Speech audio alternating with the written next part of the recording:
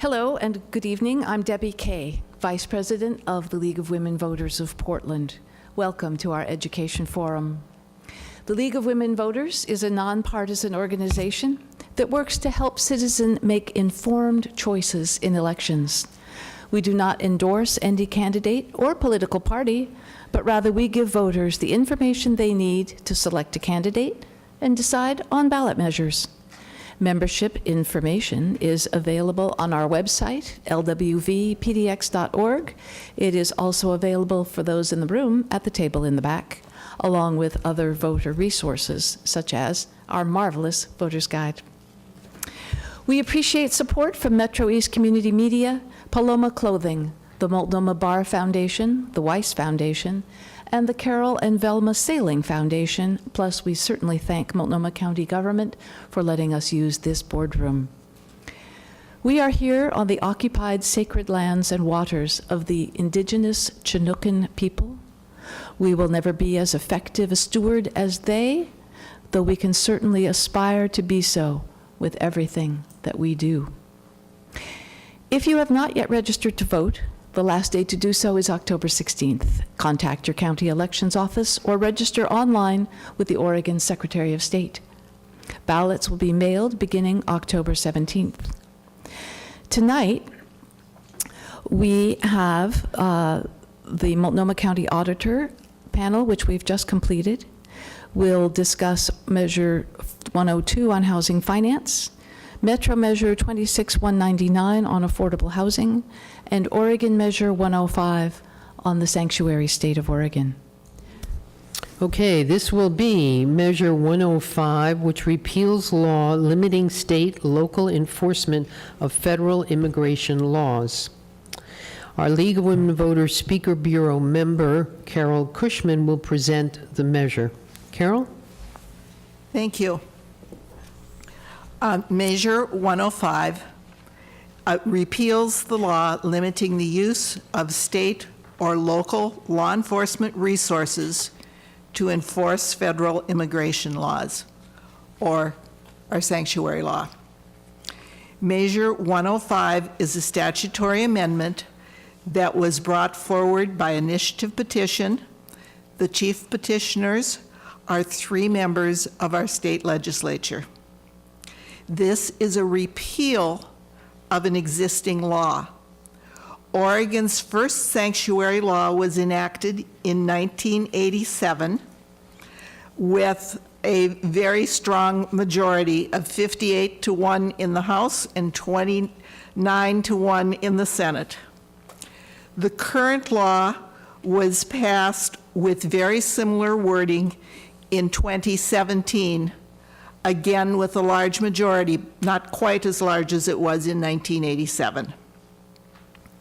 The existing law that we will repeal, and I'm going to read the first part of it exact, and then I'm sort of going to just summarize some of the extra parts.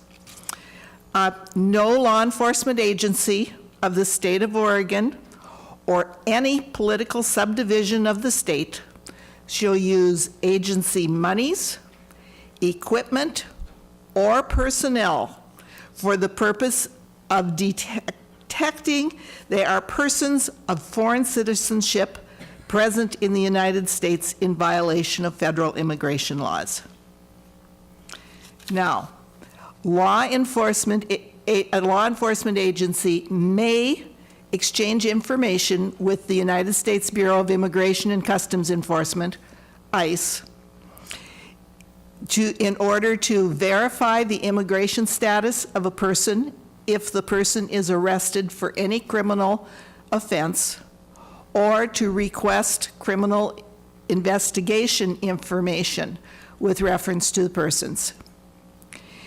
A law enforcement agency may arrest any person who is charged by the United States with a criminal violation of federal immigration laws and is subject to arrest for the crime pursuant to a warrant for arrest issued by a federal magistrate.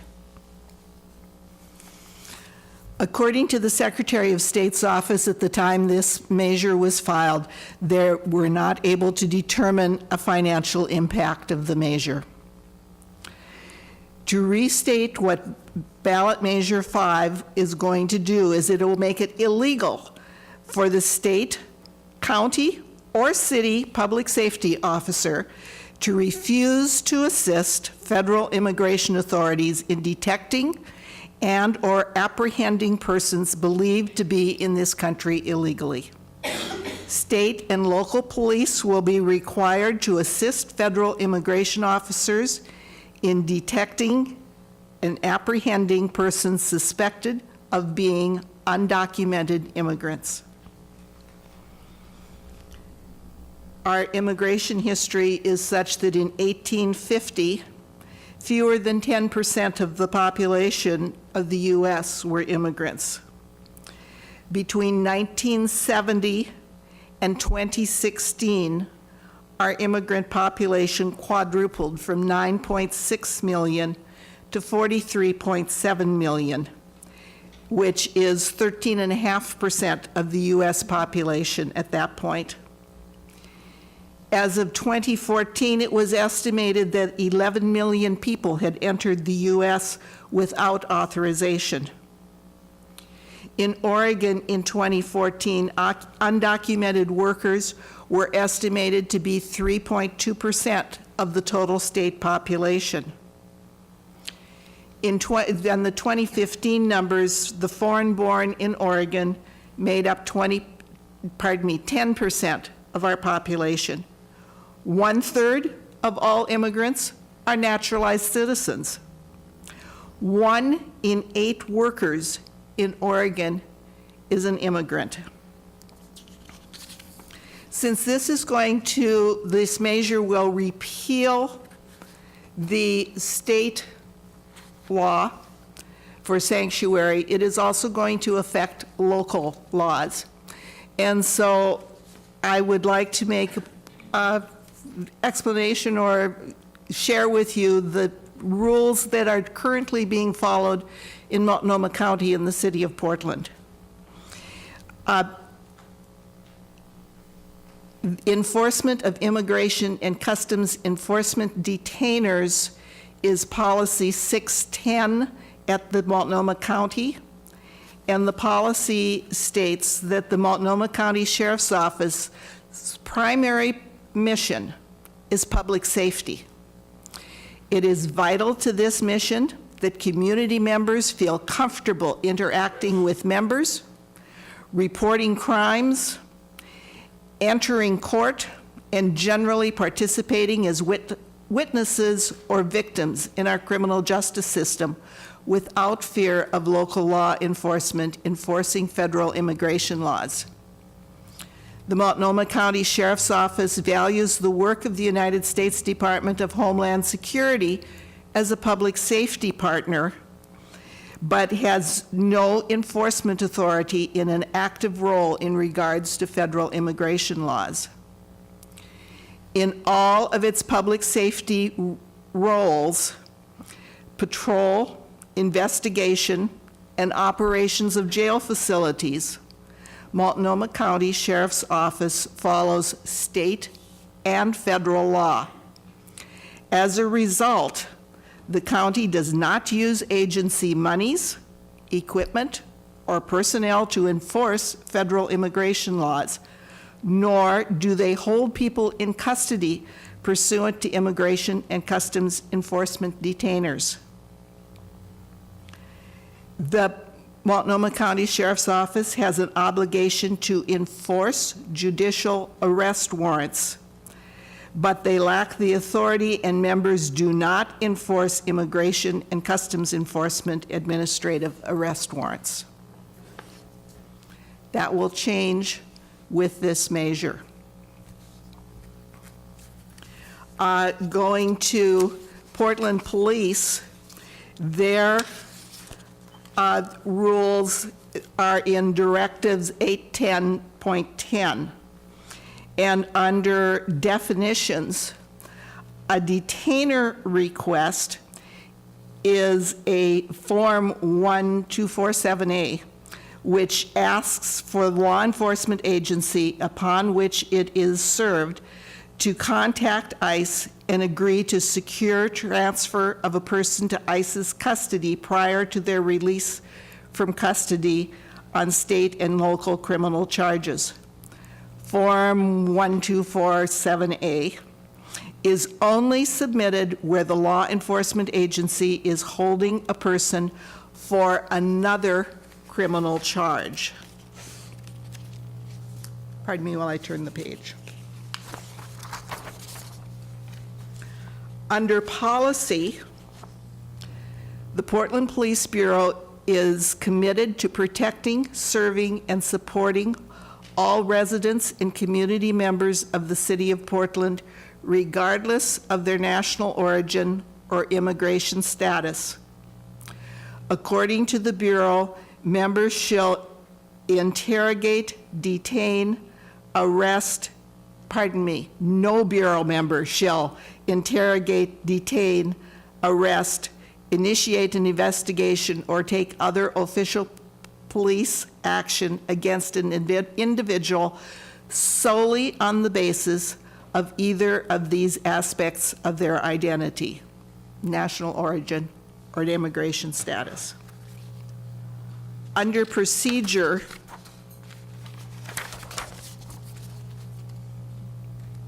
(810)2.1, members shall not arrest a person for the sole reason that they are an undocumented immigrant. And 810.3.3, members are authorized to respond to emergency calls for cover or assistance sought by ICE. However, those members shall limit their involvement to providing emergency law enforcement cover. Members shall not assist in the enforcement of federal immigration laws. Okay. I have some questions for Carol, but as always, audience, if you do, we have at least one volunteer ready and probably more if you have some questions on file cards. There's one in the front here. Hata. Okay, Carol. Why shouldn't Oregon law enforcement help U.S. Immigration and Customs Enforcement when people have broken the law by entering the country illegally? Okay, the league has talked to both supporters and opponents of this measure. And your question refers to why the supporters are supporting this measure. They have listed 4 primary reasons. If people want to come to this country, they should not break laws to do so. Because undocumented immigrants will accept substandard wages, they undermine the employment of legal workers. The sanctuary law has kept Oregon state and local law enforcement agencies from offering their fullest cooperation to U.S. authorities charged with identifying and detaining illegal aliens. Undocumented immigrants commit other crimes. Okay, let's try a second question, which is why should Oregon taxpayers pay for our state and local law enforcement to spend scarce resources to enforce federal law? Okay, with that, you are asking what the people that are opposing this law are saying. And those opponents say, passage of Measure 105 could open the door to widespread racial profiling, separation of families, and generate fear even in documented immigrants who might be perceived to be undocumented. Undocumented immigrants work and pay taxes. Passage of this measure would reduce the labor force in Oregon, especially in construction and agriculture. Statistics show that immigrants are less likely to commit crimes than U.S.-born people, but passage of this measure could frighten immigrants and prevent them from reporting crimes or cooperating with local police. Can you name the 3 legislators and other organizations that support this measure? Do you have it handy? Sorry. I do. I was expecting a different question, but I can. Well, I The thought I mixed it the three chief petitioners were Mike Neerman, Sal Escoval, and Greg Barreto. Okay. Then let's go to Oregon's law enforcement community is divided on Measure 105. Why do some oppose it? Why do some support it? There is actually a letter that has been written and signed by 16 sheriffs in this state supporting Measure 105. The chief writer, or it comes out under the name of the sheriff from Clatsop County, and has been signed by 15 other sheriffs from across the state. However, as you look, there is a definite divide into which sheriffs have signed this and which have not, in the fact that these 16 sheriffs represent 16% of the population of the state. As far as their reasoning for why they were doing it, some of the taking from an article that was written by OPB that interviewed some of them, and they chose to do an interview with the sheriff from Deschutes County, since it was interesting that in Deschutes County, both the sheriff signed the letter supporting Measure 105. The district attorney has gone on record in opposition to 105. And as far as the sheriff, he stated, "I endorse a yes vote on Measure 105 to repeal a statute that I feel is in direct conflict with federal law and federal rules of information sharing." And goes on with, "I just think rules are rules," and saying we need to be in line with the federal government.